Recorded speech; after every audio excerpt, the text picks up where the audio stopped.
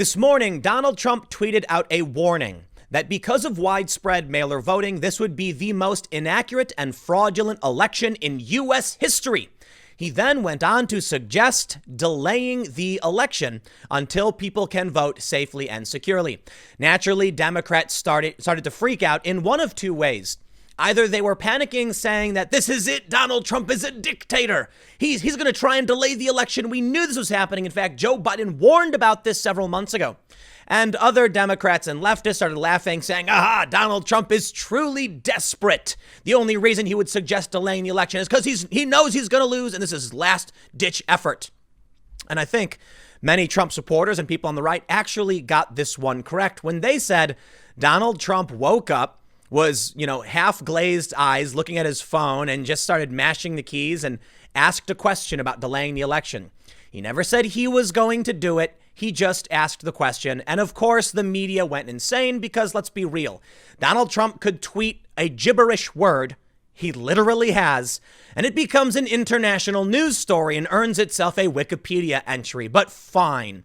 Because everybody is so obsessed with every little tweet from the president, and because real questions are being raised, I say we actually dig into this. Can Donald Trump actually delay the election?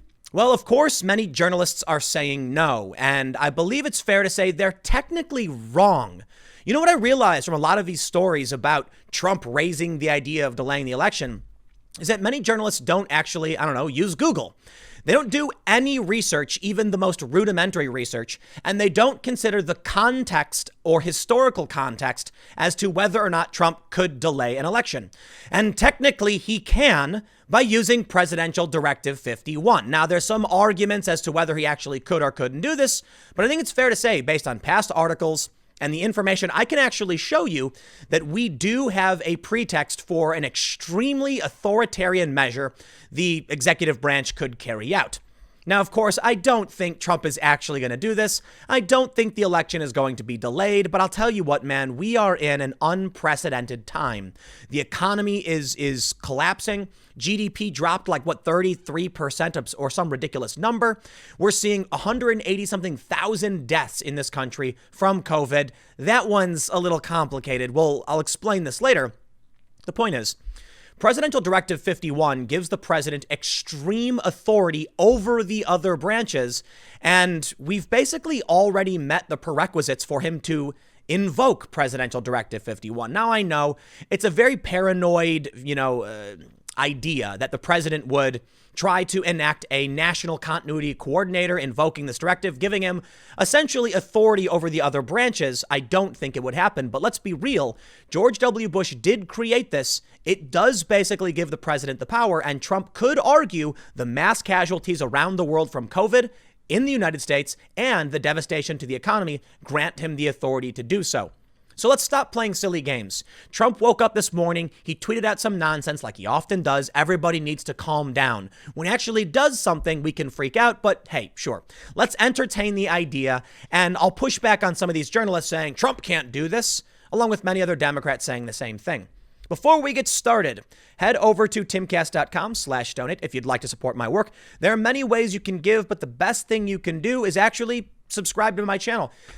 Half the people, maybe you, who watch my videos don't actually subscribe. If you want to make sure you get all of my videos every day at 4 p.m., hit that subscribe button, hit the like button, and the notification bell. And if you'd like to really help, just share the video so other people can see it. Here's the story from The Hill. Trump raises idea of delaying election. 44,769 shares. Wow, they say. Trump on Thursday suggested delaying the 2020 elections, something he does not have the power to do unilaterally, as he levied fresh attacks against mail-in voting. Now, I also want to make sure I point out as we get into this, mail-in voting is broken. The media is absolutely lying endlessly because they're desperate to try and push mail-in voting through. I'm going to show you the evidence the mail-in voting is broken as well. And Trump, he's right about this. Now, I don't know if we can predict that it will be the most inaccurate or fraudulent, but I do think it's fair to point out we are in for a wild ride because of mail-in voting. They say Trump, who is badly trailing presumptive Democratic presidential nominee Joe Biden in national polls, framed the suggestion as a question and argued that with more mail-in ballots, there would be more fraud. Now, that is an overt fact. period. There's no argument about this, okay? 2012 from the New York Times, error and fraud at issue as absentee voting rises. All of a sudden now, all of these journalists are like, no, mail-in voting is fine, when for years they have been saying the margin of error, failure rate for mail-in voting is extremely high relative to in-person voting. They then go on to say, there is no evidence to support the idea that either absentee or mail-in ballots increase voter fraud. It also does not appear that there will be universal mail-in voting this fall, though some states require mail-in ballots. All right. They're going to make me do it. How about I pull this up? Yet votes cast by mail are less likely to be counted, more likely to be compromised, and more likely to be contested than those cast in a voting booth, statistics show. Election officials reject almost 2% of ballots cast by mail, double the rate for in-person voting. The New York Times, October 6, 2012. But sure, The Hill, there is no evidence to suggest mail-in voting is busted or broken. Dude, 2% of votes? You know how big that's going to be? It's going to be millions of votes. Trump won some states by thousands of votes. Stop playing games. Here's what Trump tweeted. With universal mail-in voting, not absentee voting, which is good, 2020 will be the most inaccurate and fraudulent election in history. It will be a great embarrassment to the USA. Delay the election until people can properly, securely, and safely vote? Well, in response to this, we got a trend. President Pelosi. Because people started saying, well, if Donald Trump, doesn't get reelected because there's a delayed election, on January 20th, it goes to the next in line, which would be the Speaker of the House, Nancy Pelosi. She would become president because Trump would be forced to vacate the White House. Technically. But no, if Trump really wanted to, he could do basically whatever he wants, thanks to your pal, George W. Bush. Now, to be honest, it's not even necessarily George W. Bush. There's something called Presidential Directive 51, which I believe you could argue Trump could invoke if he wants to. I'll get to that in a second. But let's move here. I want to show you this. Don't let it happen, says Reuters. Democrats, including Biden, have already begun preparations to protect voters and the election amid fears that Trump will try to interfere with the November election or dispute results, particularly if the final result is delayed by late arriving mail-in ballots. They're straight up telling you what's going to happen. Both sides have been doing so. Both sides are accusing each other of cheating, and they're both kind of preparing for what they think Trump or the other will do. Notably, Biden is saying there's going to be potentially late arriving mail-in ballots. This is going to be a nightmare, an absolute disaster of an election. No one's going to trust it. Missing ballots, missing votes. How is anyone going to know their vote was actually counted? An experiment done, I believe, by CBS found that 3% of the dummy votes they sent went missing. In fact, all of the votes went missing initially, and they had to argue with the post office to try and figure out where they went. They did an experiment where they mailed in a bunch of fake ballots. All of them disappeared. Finally, after talking to a manager, they found the stack, and 3% were missing. That is a massive margin of error. We'll see how things play out, but they say polls have shown the U.S. registered voters oppose the idea of election delay. When Reuters Ipsos in April asked voters if they thought the election should be rescheduled due to the coronavirus, 59% opposed the idea, including a majority of voters in each party. A sitting president is peddling lies and suggesting delaying the election to keep himself in power, said Democratic Rep. Dan Kildee, writing on Twitter. Don't let it happen. Every American, Republican, Independent, and Democrat should be speaking out against the president's lawlessness and complete disregard for the Constitution. Look how triggered these people get because the president woke up and lazily tweeted a question about delaying the election. He didn't even say he was going to do it. He could have been asking this, suggesting that Congress do it, because apparently the power falls with Congress to actually delay an election if they do. Apparently, we've never done it. But Trump didn't even say, I will do this. He said, should we? And a bunch of people said no. But of course, now they'll take it to the most extreme possible and say, oh, Trump's trying to cheat an election. Sure. Check this out. On July 18th, Joe Biden says he receives briefings warning of Russian and Chinese election interference. Here we go. Both sides have now argued there could be foreign interference. Of course, when Trump says it, the media freaks out and says Trump, with no evidence, suggests that the foreigners will interfere. Well, Joe Biden said they're literally doing it too. What's the context? The way in which they interfere? Spare me, dude. They're both saying the same thing. And along comes Rep. Nadler and Tim Kaine. Nadler says, let's be clear. Trump does not have the ability to delay the election. Our elections are enshrined in the Constitution. The Constitution also says that if the date of the election is to be changed, it must be changed by Congress. That's fantastic, except you're ignoring the fact that when George W. Bush signed Presidential Directive 51, Congress was unable to do anything about it. Now, it could be challenged perhaps if Trump does try to invoke it, but if Trump invokes it, he'll have done it. This is a problem with not holding the different branches accountable. Don't come and cry now when you've been in office for decades and never did anything about it. Here we have Tim Kaine saying, a president cannot delay an election. The date of the election is established by Congress. It was established in 1845. There is no ability for a president to delay an election.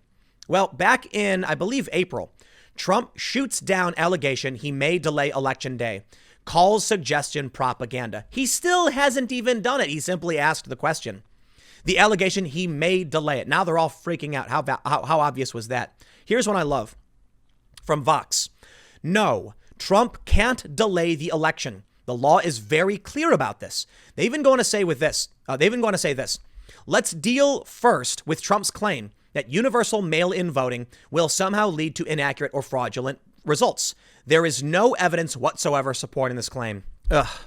Do we really have to do this over and over again? Let me tell you something. To the people who only get their news from Vox, isn't it enough that I've shown you a source from the New York Times from 2012 saying, yes, as we expand mail-in voting, it gets worse? Is that not enough? There's still no evidence? These people aren't journalists. They're just making things up. Universal mail-in voting refers to a practice where states automatically mail a ballot to all registered voters within the state. A ballot that can then be cast by mail or returned in person to various polling sites. According to the Brennan Center for Justice, 7 states, California, Colorado, Hawaii, Oregon, Utah, Vermont, and Washington, are vote-by-mail states. Vote by mail is not a new practice. They go on to explain blah, blah, blah. Yes, it can lead to problems. So okay, first of all, we're going to deal with what Vox is saying. No, Trump can't delay the election. I will play that game and argue, as I've said. I think he can. We'll see. I'm not a lawyer, to mind you. But let's do this. July 13th. Signed, sealed, undelivered. Thousands of mail-in ballots rejected for tardiness. That's right. If the New York Times in 2012 wasn't good enough, how about July 2020 from NPR, where they mention an NPR analysis has found that in the primary elections held so far this year, at least 65,000 absentee or mail-in ballots have been rejected because they arrived past the deadline, often through no fault of the voter. And there it is. Can we be done with the lies from these other media outlets and Democrats that there's no evidence to suggest mail-in voter fraud will lead to problems? Donald Trump is right. Mail-in voting widespread will create very serious problems. I don't understand how this is so hard for many of these leftist news organizations, journalists, pundits, and Democrats when you have prominent and high-profile news outlets saying, prepare for absolute chaos. We have this, as I showed you from 2012, error and fraud at issue as absentee voting rises. But if that wasn't enough, how about the New York Times from July 17th, 2020?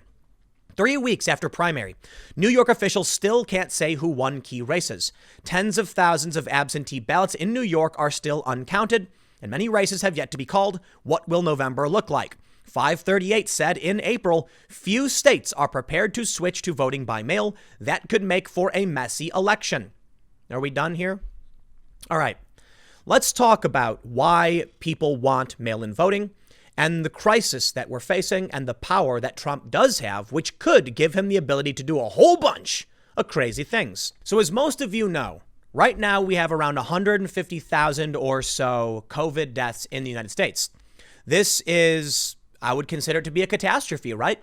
Now, many people have blamed Donald Trump, but to be fair, the Democrats played a huge role in this. The governors, particularly Andrew Cuomo, Bill de Blasio, and many other states that reacted too late, told people to go out, or put sick patients into nursing homes. In fact, very early on, we saw this from New York in April. Like 9/11 every day. A New York pandemic's coronavirus diary. Senior paramedic Anthony Almahera describes what has now become a typical day for medics in a war with an invisible bullet, as New York State records 777 deaths in a day. It's tragic. It's tragic, man. It's scary. So I can understand why many people don't want to vote in person. But putting that aside, I want to make sure it's clear. Vote by mail will lead to very serious problems, and we are dealing with a catastrophe, which I'm bringing up on purpose to show you this. National Security and Homeland Security Presidential Directive.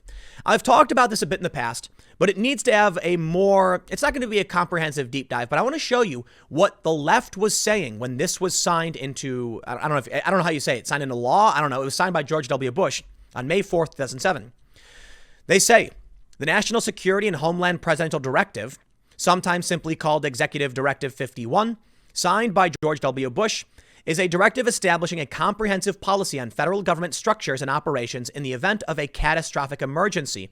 Such an emergency is defined as, quote, any incident, regardless of location, that results in extraordinary levels of mass casualties, damage, or disruption, severely affecting the U.S. population, infrastructure, environment, economy, or government functions. Well, then, that sounds like we're already in the midst of, look, the prerequisites have been set. Donald Trump could theoretically invoke Presidential Directive 51. And one of the biggest criticisms about Directive 51 is that any president could just do it anyway. Of course, people would probably revolt if done improperly. But what would happen if Trump actually said, I am going to invoke Directive 51, establish an enduring constitutional government, which gives him, the president, the ability to coordinate the other branches and thus control what we do as a nation. Now, he may not necessarily, even under those powers, be able to delay the election, but he could look, it's hard to know what the limits of these powers are. And theoretically, Trump could do a whole lot of crazy things. They say the source text for Directive 51 repeatedly affirms constitutionality and specifically states that recognizing that each branch of the federal government is responsible for its own continuity programs, an official designated by the chief of staff to the president shall ensure that the executive branch's continuity of operations and continuity of government policies in support of the enduring constitutional government efforts are appropriately coordinated with those of the legislative and judicial branches in order to ensure interoperability and allocate national assets efficiently to maintain a functioning federal government. I want to make sure I avoid the more legalistic and esoteric statements, but I'll read you this. Conservative activist Jerome Corsi and Marjorie Cohn of the National Lawyers Guild have said that this is a violation of the Constitution of the United States and that the three branches of government are separate and equal, with no single branch coordinating others. The directive created by the president claims that the president has the power to declare a catastrophic emergency. It does not specify who has the power to declare the emergency over. So the reception, according to Wikipedia, is that no one really covered it. And when a representative in Congress tried to challenge it, they were denied. And that was basically the end of it. But I want to show you what the left was saying about Directive 51 13 years ago. Presidential Directive 51, a blueprint for dictatorship. Yes, the general idea around Directive 51 is that they would have control over essentially everything. Take a look at this. Continuity requirements for the executive office of the president and executive departments and agencies shall include the following. Vital resources, facilities, and records must be safeguarded, and official access to them must be provided. I can't do an absolute, deep dive into everything in this because, to be honest, it's a bit hard to understand for the average person. But the general concern from everyone going back to 2007, here we have Slate, is that it gives the president essentially absolute authority over all other branches of the government. He would assign I believe it's the advisor to Homeland Security. The National Security Advisor to Homeland Security would be the National Continuity Coordinator.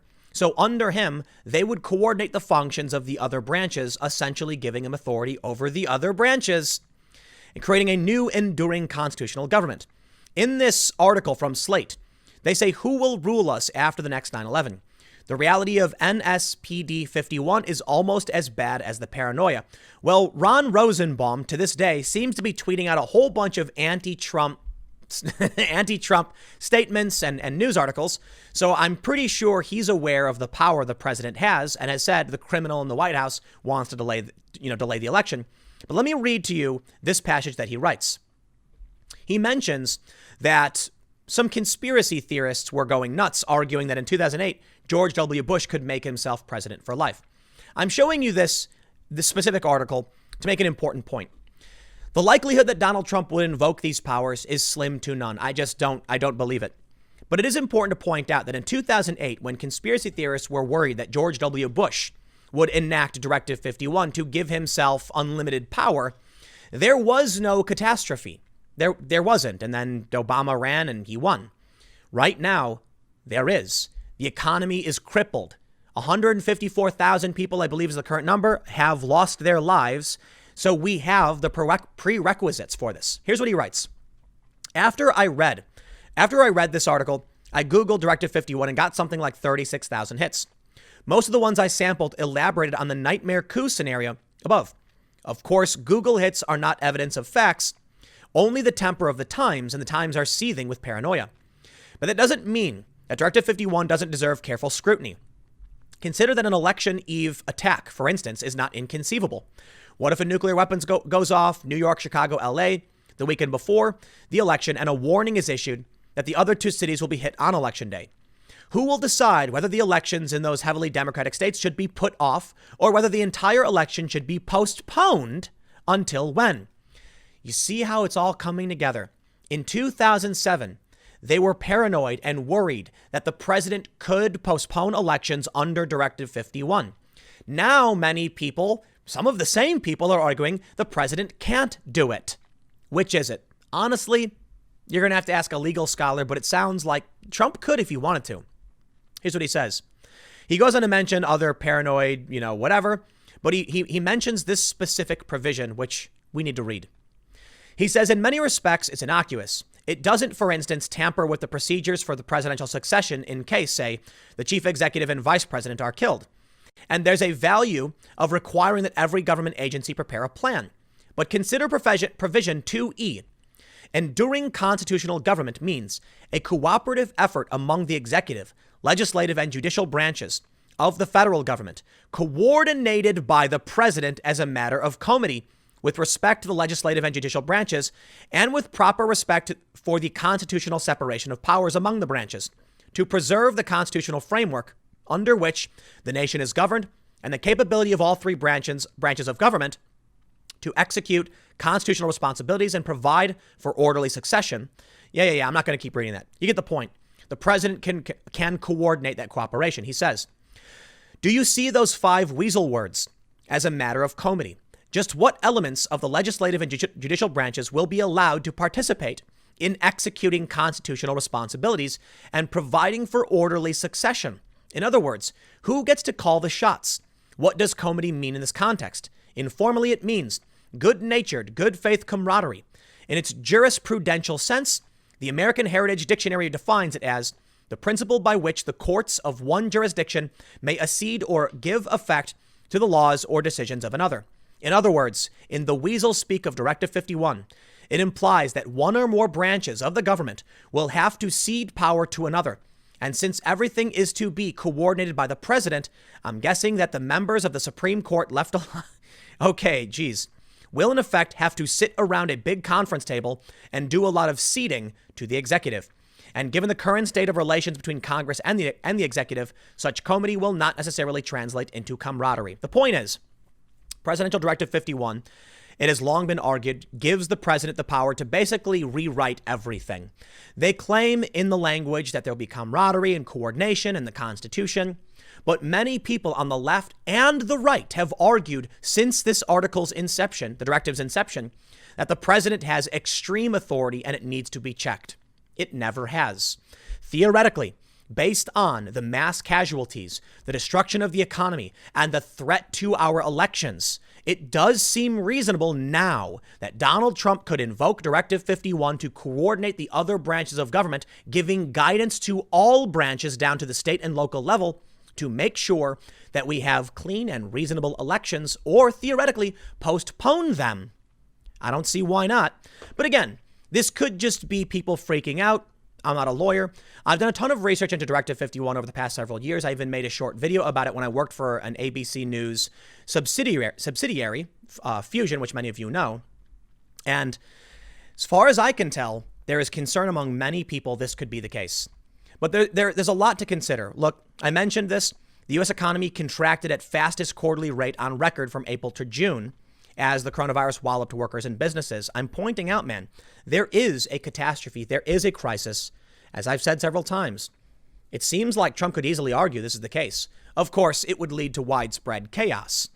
But we are seeing some very serious reasons why this election is going to be. This is the most important election of our lives. I'll put it that way.